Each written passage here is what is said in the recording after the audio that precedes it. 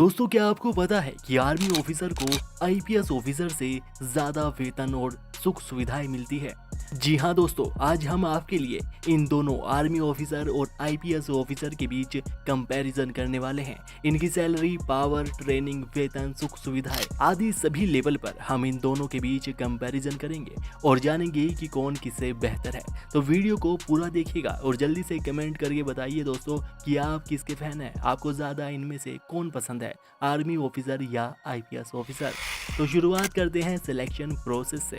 IPS officer UPSC का civil service exam pass करने के बाद बनते हैं, जबकि आर्मी ऑफिसर यूपीएससी का एनडीए का एग्जाम पास करने के बाद बनते हैं।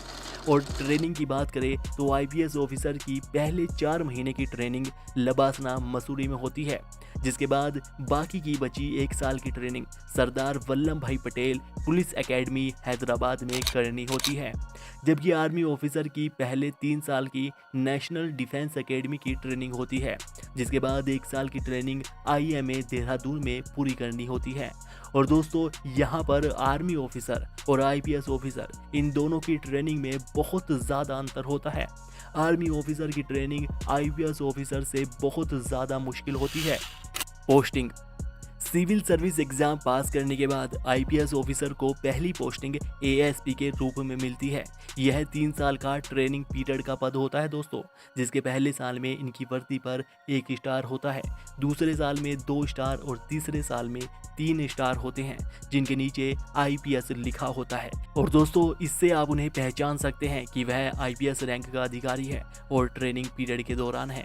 जबकि आर्मी में एनडीए का एग्जाम पास करने के बाद बने ऑफिसर्स को पहला पद लेफ्टिनेंट के रूप में मिलता है, जो कि कमिश्नर ऑफिसर रैंक के अंतर्गत आते हैं।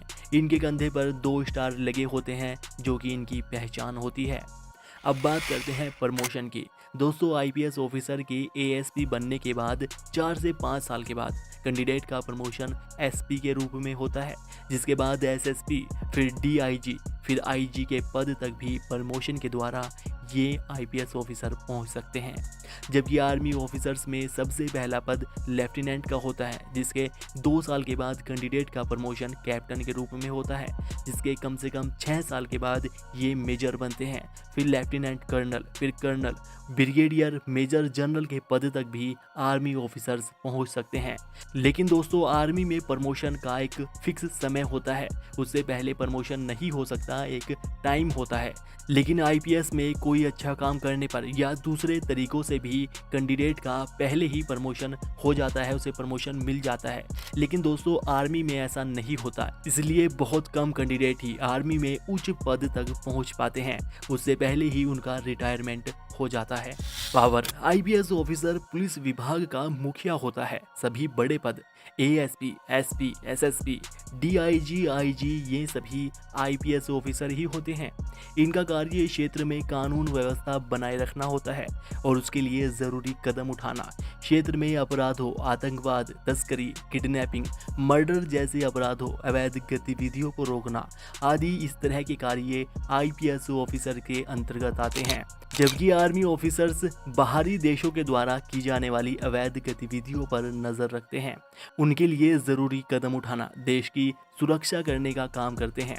इसके साथ साथ नए आर्मी जवानों को ट्रेनिंग देना, उन्हें लड़ाई के लिए तैयार करने का काम भी आर्मी ऑफिसर्स के द्वारा ही किया जाता है।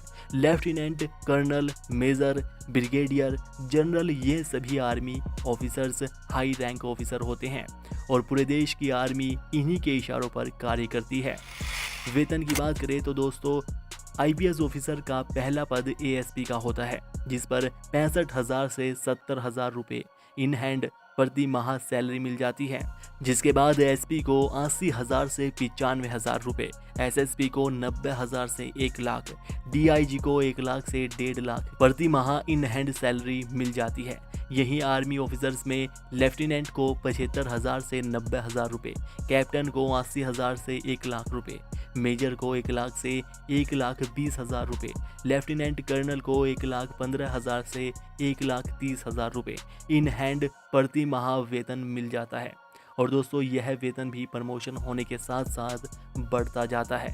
लेकिन दोस्तों यहाँ पर आईपीएस ऑफिसर और आर्मी ऑफिसर्स के वेतन में एक बहुत बड़ा अंतर होता है। दोस्तों सभी को पता है कि आईपीएस ऑफिसर्स की ऊपर से नंबर 2 की कमाई भी बहुत अच्छी खासी होती है, लेकिन आर्मी ऑफिसर्स के केस में ऐसा बिल्कुल नहीं होता। आर्मी ऑफिसर्स किसी भी तरह का कोई घपला, किसी भी तरह का नंबर 2 का काम नहीं करते।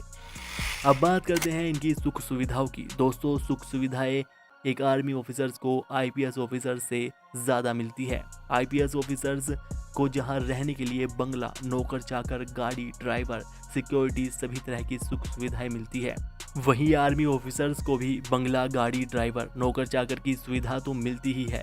इसके साथ साथ आर्मी ऑफिसर्स को कैंटीन फैसिलिटी, बच्चों को educational facility, travel facility, study leave, बहुत सी अदर सुख सुविधाएं भी मिलती है। तो दोस्तों आर्मी ऑफिसर और आईपीएस ऑफिसर्स के बीच के अंतर को आप अच्छी तरह से अब जान गए होंगे। इनमें से आपको कौन सा पद पसंद है? आप आर्मी और आईपीएस में किसके फैन हैं? हमें कमेंट करके ज़रूर बताइएगा। वीडियो को लाइक और शेयर कीजिएगा और चैनल पर पहली बार आए हैं तो सब्सक्राइब करके बेल आइकन दबा लीजिएगा।